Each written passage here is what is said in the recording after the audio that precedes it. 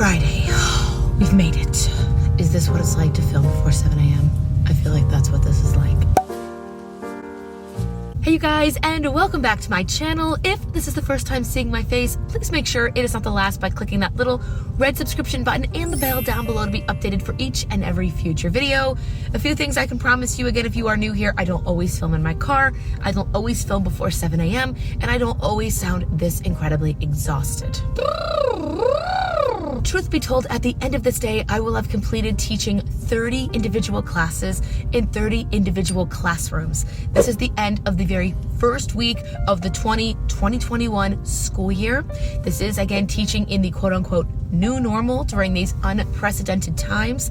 So my classroom was stripped from me. I am teaching now on carts and laptops with brand new clevers and screen shares. And let me just tell you, anything that could have gone wrong went wrong in terms of technology.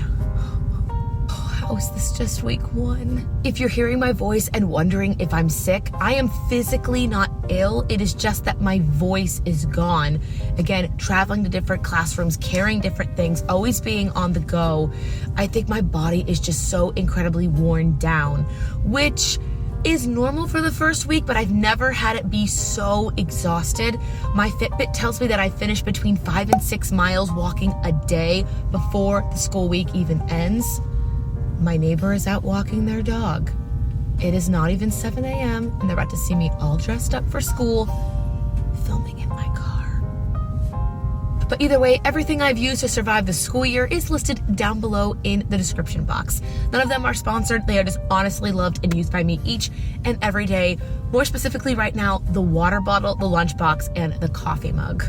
Those have been saving me. If I did not have a water bottle with me in my travel bag, I would not drink any water. If you want a confession, I didn't drink any water the first day of school. So I was already super nervous. I got 3 hours of sleep. Very typical for me the first day of school. I'm always nervous, but it was so go, go, go. And there's zero travel time between classes. So to use a restroom, get water, check something for your next class, God forbid you have to make copies, none of that's going to happen. So I have to carry my water bottle with me. But again, everything I have loved and used is listed down below in the description box. Seeing as so many of my friends are starting the school year this coming Monday, I wanted to get a video out to you ASAP with everything I have learned in my first week in the new norm. These are things I wish I had known last week. Not that they would have made this week any easier, but I would have maybe known, Kristen, carry your water bottle, have a spare mask in your bag, carry your hand sanitizer, because sometimes the kids are going to use the ones, this is me imitating a child using a hand sanitizer, they're going to use all of it in the span of the first 2 hours of class. Also, first things first, it is Friday, and if you've been around here, you know what we get on Fridays.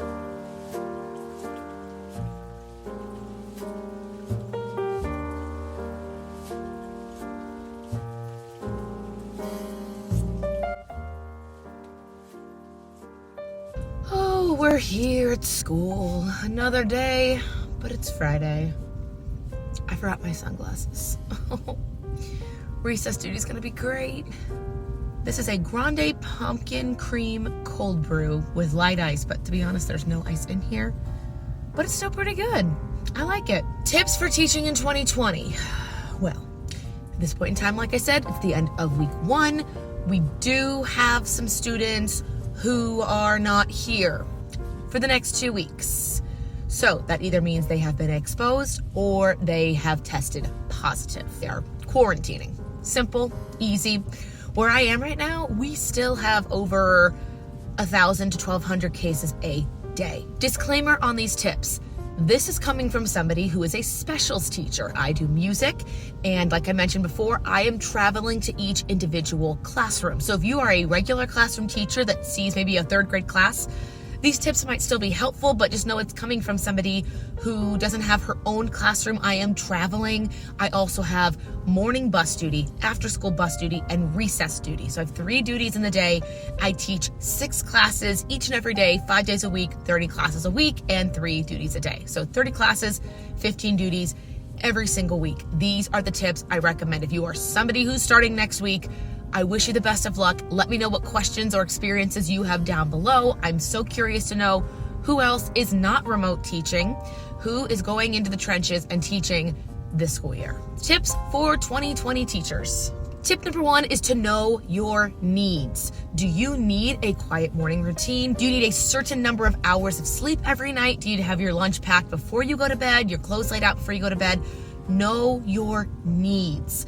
I learned that early on before these unprecedented times, but they are even more important now. Because I have lost my classroom and so much planning time, I know that if I want to have a cup of coffee, if I need to go speak to a teacher, if I have to do something school related or even just personally related to get my day going, I have to schedule that time. I can't just say, meet me during my planning periods. It used to be plural. I used to have 2 back to back, and that's when I could make my copies and get band and choir ready, and that's not happening now.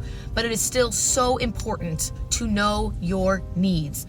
What do you need, and when are you going to get it done? If you do not allot time for it, it's not going to happen, especially if you are doing back-to-back classes. For me, I had 4 back-to-back classes with no breaks yesterday, so I knew, girl, you gotta wake up early. I drank a whole bottle of water. I drank my coffee. I put my lunch in the teacher's lounge. I used the restroom. I got my bag all ready before going out to the bus because I knew once bus duty happened, I was going 4 classes in a row. Well, my art teacher knew I was filming. Bless her heart. She's also new here. I don't know how new faculty is doing this. Godsend. Amazing. Lastly, on this point, know your needs at home as well. I think you guys know on this channel, every Thursday, I come home from school, I have a snack, change my clothes, I put earbuds in, and I go clean my house for maybe 30 minutes to an hour. And during that time, I get caught up on my laundry, my dishes, I take out the trash, clean out the litter box. The whole point of it is so that when I come home today, Friday, I'm gonna walk into a clean house. I'm starting the weekend with a clean house. I also showered last night, again, Thursday night, clean the house, shower, basic self-care, basic house cleaning. I'll walk in on Friday after school and the weekend can begin. I don't have to worry, did I get those dishes done? Why is the laundry backed up? Everything is done and taken care of. So know your basic needs, and if you need to, put them on a calendar. You know I'm all about Google Calendar. I will put my Google Calendar tutorial, how I get everything done with balancing life, YouTube, online teaching, classroom teaching, and my licensure. That's something we'll talk about later. I haven't mentioned it yet, but I'm also going back to school as a student, but we'll discuss later. Tutorial on Google Calendar right up here in the cards. Number 2 kind of goes along with it, and it is to ensure yourself that time and to pack your basics. For me, I know I have recess duty, so I made sure I packed a personal whistle because I'm not going to use any whistle in there, and my own sunglasses, which again, I forgot today. Pack your basics.